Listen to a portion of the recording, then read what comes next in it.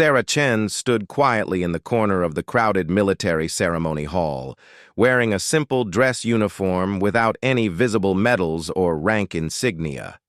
To everyone around her, she appeared to be just another low-ranking officer attending the annual awards dinner. Her short black hair was neatly styled, and her calm demeanor gave no hint of the extraordinary skills she possessed. General Marcus Blackwood was the center of attention that evening. He had just returned from a successful operation overseas and was being celebrated as a hero. The tall, imposing man with graying temples commanded respect wherever he went. His chest was covered with ribbons and medals, each telling a story of his distinguished military career spanning over 25 years. As the evening progressed, General Blackwood noticed Sarah standing alone. He had been drinking heavily, celebrating with his fellow officers, and his judgment was becoming increasingly impaired. Something about her quiet presence irritated him. Perhaps it was the way she carried herself with such confidence despite her apparent low rank, or maybe it was simply the alcohol talking. "You there?" he called out loudly, pointing at Sarah. "Come here." Several conversations around them stopped as people turned to watch. Sarah looked up from her drink and walked over calmly, maintaining perfect military posture despite the uncomfortable situation developing. "Sir?" she replied respectfully, though her eyes showed a hint of wariness. "I don't recognize you. What's your rank and unit?" Blackwood's voice was slurred, but still carried the authority of his position. "Lieutenant Sarah Chen, sir. I'm currently assigned to Special Operations Training," she answered truthfully, though she carefully omitted the full details of her actual position. General Blackwood laughed mockingly. "Special Operations Training? You look like you couldn't handle basic combat training, let alone special ops. Are you sure you're in the right place, little girl?" The room grew uncomfortably quiet. Other officers nearby shifted uneasily, sensing that something inappropriate was happening but unsure how to intervene. Sarah remained composed, though her jaw tightened slightly. "I assure you, sir, I am qualified for my position," she replied in a steady voice. "Qualified?" Blackwood stepped closer, his voice becoming more aggressive. "I've been in this military for longer than you've been alive. I know what real soldiers look like, and you don't fit the description." What the general didn't know was that Sarah Chen was actually Captain Sarah Chen, one of the most decorated members of the Tier 1 Special Forces unit, known only as Ghost Division. This elite group operated in complete secrecy, with members maintaining cover identities to protect their real missions. Her apparent low rank was part of her cover, designed to keep her true capabilities hidden from everyone except a select few at the highest levels of command. Sarah had completed missions that would make even seasoned generals pause in respect. She had operated behind enemy lines in some of the world's most dangerous territories, successfully completing operations that other units couldn't even attempt. Her skills in combat, intelligence gathering, and tactical planning were legendary among those who knew her true identity. But tonight, maintaining her cover meant enduring the general's increasingly inappropriate behavior without revealing who she really was. "Tell you what," Blackwood continued, his voice growing louder and more mocking. "Since you think you're so special, why don't you show everyone here what kind of soldier you really are? Drop and give me 50 push-ups, right here, right now." The request was humiliating and completely inappropriate for a formal dinner setting. Several junior officers looked shocked, while the senior staff seemed unsure whether to intervene against a respected general's orders. Sarah looked around the room briefly. She could see the mixture of discomfort, curiosity, and anticipation in people's faces. Some seemed to expect her to comply out of respect for rank, while others appeared sympathetic to her predicament. "Sir, with respect, this is a formal dinner, not a training exercise," Sarah replied diplomatically, trying to de-escalate the situation while maintaining her dignity. Are you refusing a direct order? Blackwood's face reddened with anger and alcohol. I am a general in the United States Army, and you will do as I command. The general was making a serious mistake. In his arrogance and intoxication, he was treating Sarah like a subordinate he could humiliate for his own entertainment. He had no idea that he was actually speaking to someone whose real rank and security clearance exceeded his own, someone who answered directly to the highest levels of military command. Sarah's training had taught her patience and self-control in the most extreme circumstances. She had maintained cover identities while surrounded by enemy forces, endured interrogation without breaking, and completed missions that required incredible mental fortitude. But she was also human, and the general's behavior was beginning to cross lines that even her extensive training couldn't help her ignore. The other officers in the room watched in uncomfortable silence as the situation continued to escalate. Colonel Martinez, who knew something about Sarah's real background, though not the complete truth, stepped forward slightly but hesitated when he realized the delicate nature of the situation. Intervening might expose more than he was authorized to reveal. I'm waiting, General Blackwood said, crossing his arms and staring down at Sarah with a mixture of authority and contempt. Or maybe you'd prefer I find some other way for you to prove you belong in this uniform? Sarah's hands remained at her sides, but those who knew what to look for might have noticed the subtle tension in her stance. Her body was unconsciously shifting into a more balanced position, a habit developed through years of training for situations where violence might erupt without warning. The general had no idea how close he was to discovering exactly what kind of soldier Sarah Chen really was. In trying to humiliate what he thought was a junior officer, he was actually challenging one of the most dangerous individuals in the entire military. The irony of the situation would have been amusing if it weren't so potentially explosive. As the tension in the room continued to build, Sarah made a decision that would change everything. She looked directly into General Blackwood's eyes and spoke in a voice that was quiet but carried an unmistakable edge of steel. Sir, I strongly advise you to reconsider your current course of action. Her words were carefully chosen, professional in tone, but with an underlying warning that hinted at consequences the general couldn't yet imagine. The way she spoke suggested knowledge and authority that didn't match her apparent rank, though Blackwood was too intoxicated and arrogant to pick up on the subtle cues. The confrontation was reaching a critical point, and everyone in the room could sense that something significant was about to happen.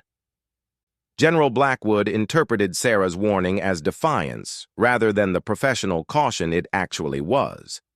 His face grew darker with anger as he stepped even closer to her, invading her personal space in a way that was both inappropriate and threatening.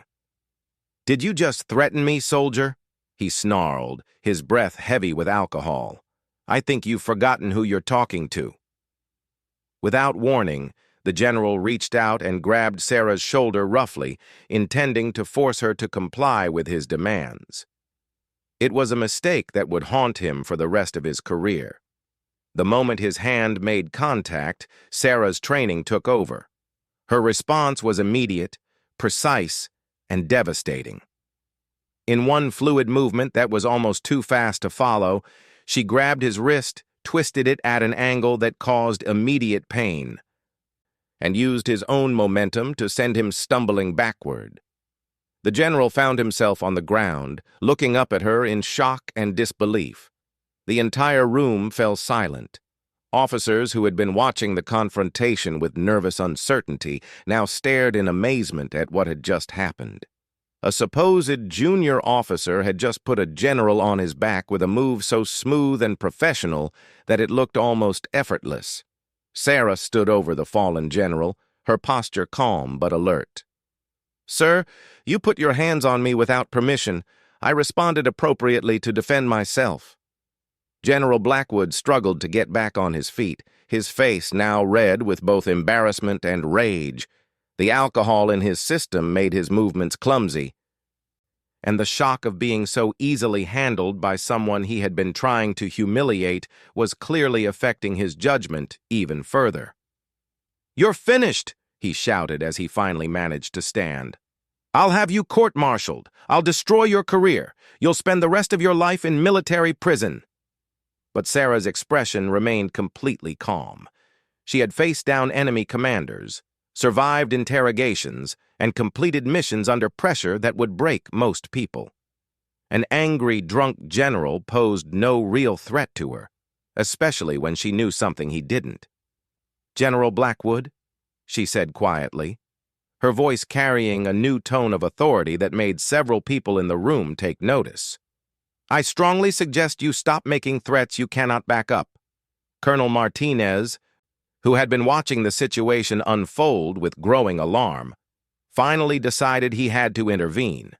He knew enough about Sarah's real background to understand that this confrontation was spiraling toward a disaster that could have consequences far beyond what anyone in the room realized. "General, perhaps we should take a moment to cool down," Martinez said diplomatically, stepping between Sarah and Blackwood. "This has been a misunderstanding that's gotten out of hand." But the general was beyond reason. His public humiliation in front of his peers had triggered something in him that alcohol and pride had made unstoppable. He pushed past Martinez and pointed an accusing finger at Sarah. "I want this woman arrested immediately. She assaulted a superior officer.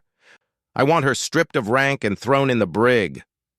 What happened next would become the stuff of military legend, though the full details would remain classified for years to come. Sarah reached into her pocket and pulled out what appeared to be a simple black wallet. But when she opened it and showed the contents to General Blackwood, his entire demeanor changed instantly. The anger drained from his face, replaced by confusion, then shock, and finally something approaching terror. Inside the wallet was an identification card that showed Sarah's real rank, her actual unit assignment, and a security clearance level that was higher than the general's own. The card was accompanied by a phone number with specific instructions about who to call if her cover was ever compromised. "My name is Captain Sarah Chen," she said quietly, ensuring that only Blackwood could hear her clearly. "I am assigned to Ghost Division under direct authority of the Joint Chiefs of Staff. My current mission requires maintaining cover as a junior officer. You have just threatened to expose a classified operation." The general's hands shook slightly as he looked at the identification. He had heard rumors about Ghost Division, whispered stories of an elite unit that operated beyond the normal chain of command. But he had assumed they were just military folklore, stories told to impress new recruits. This can't be real," he stammered, suddenly much more sober than he had been moments before. "I assure you it is completely real," Sarah replied, "and your actions tonight have created a significant problem. Not only have you attempted to humiliate and physically assault a superior officer, but you've done so in front of witnesses who should not have been exposed to any hint of my real identity." The implications began to dawn on General Blackwood as the alcohol fog in his brain started to clear. If what Sarah was showing him was genuine, then he had just made a series of mistakes that could end his career and potentially land him in serious legal trouble. Colonel Martinez watched from a few steps away as the general's entire body language changed. Whatever Sarah had shown him had clearly had a profound effect. The colonel had suspected that there was more to Sarah's background than her cover story revealed, but he was beginning to realize that he had seriously underestimated just how significant her real position was. Other officers in the room were whispering among themselves, trying to understand what they had witnessed. The efficient way Sarah had handled the general's physical aggression suggested training far beyond what a typical lieutenant would possess. Combined with the mysterious change in the general's attitude, it was clear that something important was happening that they didn't fully understand. Sarah closed the wallet and put it back in her pocket. "General Blackwood, I think we need to have a private conversation about how we're going to handle this situation." There are protocols that must be followed when a cover operation is compromised. The general nodded numbly, finally understanding the magnitude of what had just occurred. In his arrogance and intoxication, he had not only assaulted a superior officer, but had potentially compromised a classified military operation. The consequences could extend far beyond his own career. As Sarah led the general toward a quieter corner of the room for their private discussion, the other officers continued to watch in fascination and confusion. They had witnessed something unprecedented, though they wouldn't understand the full significance until much later. The evening that had started as a celebration of General Blackwood's achievements was turning into a career-ending disaster, and it was entirely of his own making. He had chosen to target someone he thought was vulnerable and defenseless, never imagining that he was actually challenging one of the most capable and dangerous individuals in the entire military. In the quiet corner of the room, away from the curious eyes and ears of the other officers, Sarah and General Blackwood sat across from each other. The general's face had gone pale as the full weight of his situation became clear. Sarah remained calm and professional, but there was an unmistakable authority in her posture that hadn't been there when she was maintaining her cover. "Let me explain what happens now," Sarah said in a voice that was quiet, but carried complete command authority.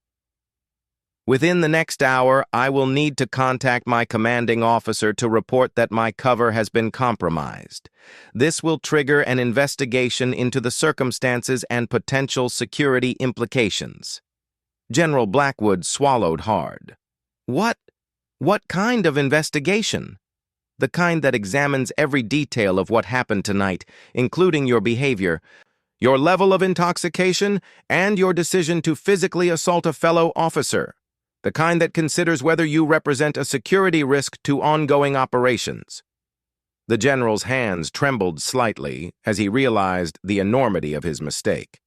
"Look, I was drinking. I made an error in judgment. Surely we can handle this quietly between professionals." Sarah's expression remained unchanged. "General, you didn't make an error in judgment. You made a series of deliberate choices. You chose to single me out for harassment.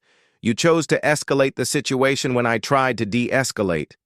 You chose to put your hands on me when I warned you to reconsider your actions." She leaned forward slightly, her voice taking on an edge that made it clear she was not someone who could be intimidated or bargained with.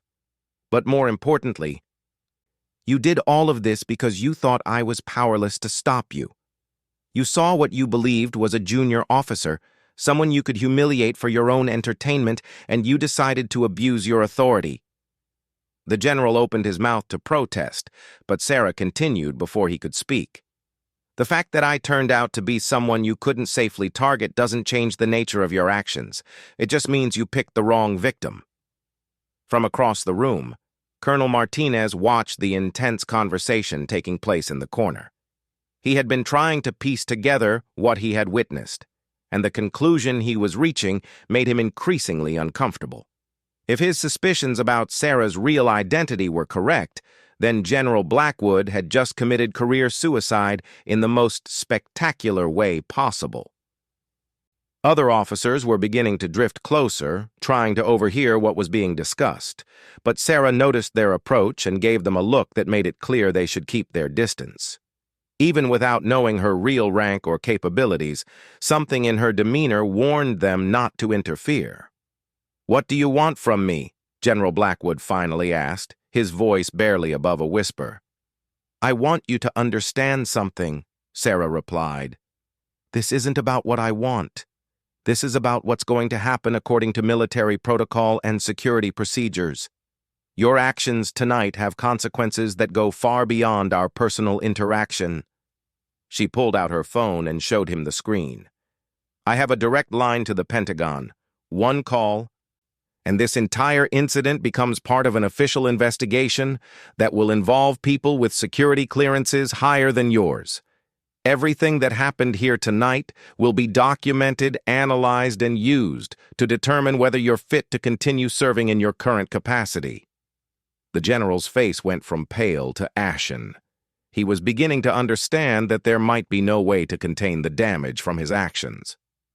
However, Sarah continued, there is one thing you can do that might influence how this situation is handled. For the first time since seeing her identification, General Blackwood looked hopeful. What is that? You can take full responsibility for what happened. No excuses, no justifications, no attempts to downplay your behavior. You can acknowledge that you were wrong, that you abused your authority, and that you're prepared to face the consequences of your actions. She paused, letting that sink in before continuing. And you can use this experience to become a better leader. Someone who protects junior officers instead of targeting them. Someone who understands that true strength comes from lifting others up, not putting them down. The general sat in silence for a long moment, processing what she had said. When he finally spoke, his voice was subdued and filled with genuine remorse. I was completely wrong. There's no excuse for how I behaved tonight. I let alcohol, ego, and stupidity drive me to do things that go against everything I'm supposed to represent as a military leader. Sarah nodded, appreciating the honesty even as she remained professionally distant. That's a start, but words are easy, General. What matters is what you do moving forward. She stood up, signaling that their private conversation was coming to an end. I will be making my report. The investigation will proceed according to protocol, but your acknowledgement of wrongdoing will be included, and it may influence how the situation is ultimately resolved. As they rejoined the larger group, the atmosphere in the room was still tense. Everyone could tell that something significant had taken place, but most were still unclear about the details. General Blackwood looked like a man who had aged several years in the space of an hour. Colonel Martinez approached Sarah carefully. Is everything resolved? As resolved as it can be for tonight, Sarah replied. There will be follow-up actions required, but the immediate situation is under control. Over the following weeks, the consequences of that evening played out exactly as Sarah had predicted. An investigation was conducted by military intelligence officers with security clearances high enough to understand the full implications of what had occurred. General Blackwood's behavior was thoroughly examined, and the conclusion was damning. The general was quietly reassigned to a desk position with no command authority. His career effectively ended that night in the corner of the ceremony hall, though the official paperwork would take months to process. He never learned the full details of Sarah's background or the operations she had been involved in, but he understood enough to know that he had made an enemy of someone he should have treated with respect. Sarah continued her work with Ghost Division, her cover intact despite the incident. The other officers who had witnessed the confrontation were given a sanitized explanation that satisfied their curiosity without revealing any classified information. They were told that there had been a misunderstanding about ranks and assignments, and that General Blackwood had chosen to handle the matter through appropriate channels. But among those who knew the real story, it became a cautionary tale about the dangers of judging people by appearances and the importance of treating everyone with dignity and respect. Because in the military, as in life, you never really know who you're dealing with until it's too late to take back your actions. Sarah Chen returned to her quiet corner of the military world, ready to continue serving her country in ways that most people would never know or understand. But for one general, the lesson had been learned in the most humiliating and career-ending way possible. Never assume that someone's apparent weakness means they're safe to target.